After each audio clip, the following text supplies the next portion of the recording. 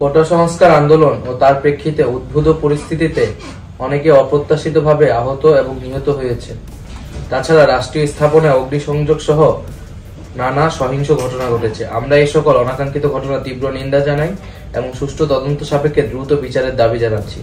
আমাদের প্রধান দাবি ছিল কোটার যৌক্তিক সংস্কার, যা ইতিমধ্যে সরকার পূরণ করেছেন। এখন শিক্ষার সুষ্ঠু পরিবেশ নিশ্চিত করার লক্ষ্যে দ্রুত শিক্ষা প্রতিষ্ঠান খুলে দেওয়ার জন্য সরকারের প্রতি জোর আহ্বান জানাই। সার্বিক স্বার্থে আমরা এই মুহূর্তে থেকে আমাদের কর্মসূচি প্রত্যাহার করছি। কিভাবে আমার ভাইদেরকে বন্দি করে জিম্মি করে অস্ত্রের মুখে কিভাবে তাদের মুখ থেকে জবানবন্দি নেওয়া হয়েছে, আপনারা প্রত্যেকের চেহারা দেখলে বুঝতে পারবেন তাদেরকে কি পরিমাণ নির্যাতন করে এটা করা হয়েছে। আমি বিশ্বাস করি আপনারা সকলেই দেখেছেন তাদের উপরে আগেও অনেকবার নির্যাতন করা হয়েছে, কিন্তু তারা আপোষ করে নাই, তারা কখনো তাদের স্ট্যান্ড থেকে সরে যায়নি। এবার নিশ্চিতভাবে একটা কথা বলে দিতে চাই যে তাদেরকে কি করা হয়েছে, তাদেরকে ফ্যামিলির ভয় দেখানো হয়েছে, তাদেরকে অন্যান্য শিক্ষার্থীদের ভয় দেখানো হয়েছে, তাদেরকে ব্রাশ ফায়ারের ম্যাসিভ কিলিং এর ভয় দেখানো হয়েছে। নয়তোবা আমার ভাইয়েরা এখান থেকে সরে আসতে পারতো না। শেষ যখন আমার ভাইদের গণস্বাস্থ্য চিকিৎসা নেওয়া হয়েছিল তখন আমি ভাইদের সাথে দেখা করি, তখন ভাইরা স্পষ্টভাবে বলেছিল যে তোমরা আন্দোলন চালিয়ে নিয়ে যাবে, আমাদের যা কিছু হোক, আমাদের চারপাশে গোয়েন্দা সংস্থা ঘুরে বেড়াচ্ছে, পুলিশ ঘুরে বেড়াচ্ছে, তোমরা আন্দোলন চালিয়ে নিয়ে যাবে, তারা স্পটে আসো।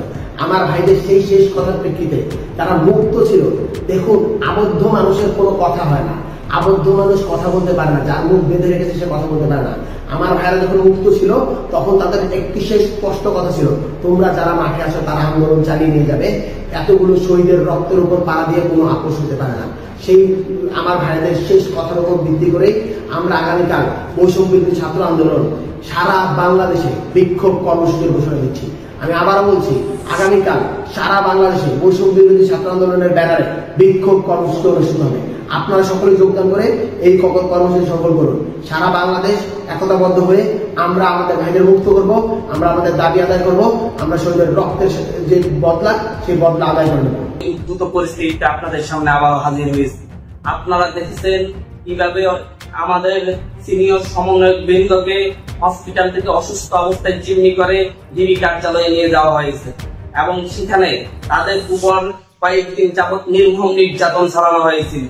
নির্যাতন করে, অস্ত্রের মুখে জিম্মি করে, ভয় ভীতি দেখিয়ে আজকে ডিবি কার্যালয়ে একটা অমানবিক কাজ করা হয়েছে। সেখানে তাদেরকে বাধ্য করে একটি জোরপূর্বক স্টেটমেন্ট নেওয়া হয়েছে, কিন্তু আমরা তাদের চেহারা দেখে বুঝতে পেরেছি যে এটা তাদের বিবেকের স্টেটমেন্ট নয়।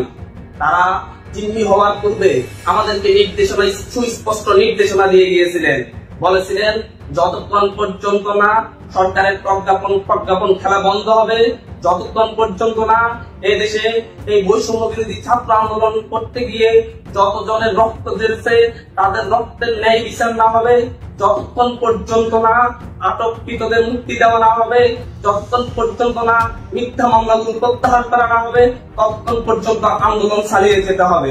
তারপর থেকে আমরা নিয়মিত কর্মসূচি দিয়ে আন্দোলন চালিয়ে যাচ্ছি।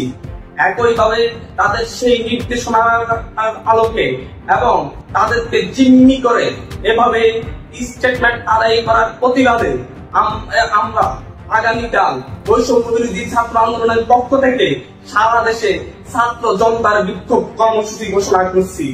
ছাত্র জনতা আগামীকাল সারা দেশে বিক্ষোভ কর্মসূচি পালন করবে এবং এই বিক্ষোভ কর্মসূচি হবে গত যে কোনো আন্দোলনের চেয়ে, আমাদের যে কোনো কর্মসূচির চেয়ে আরো শক্তিশালী কর্মসূচি।